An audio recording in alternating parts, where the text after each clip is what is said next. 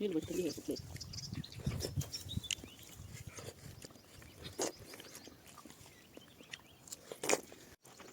ఇక ఎప్పుడు పోటీలు అందరూ తెచ్చింటావు అక్కడ తెచ్చేవా మధ్యాహ్నం వాళ్ళు లేకుండా కోద్దామని చెప్పిన 3 గంటలు తెచ్చిస్తే పోటీలు తీసుకుని దేశాలతో పంపిస్తే మమ్మల్ని అట్లా ముదిరి 4 గంటలు తెచ్చి తింటా సామె ఎలా ఉంది దోసకాయలు సరిపోయా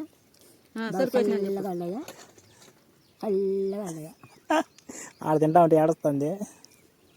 చల్లగా ఉన్నాయా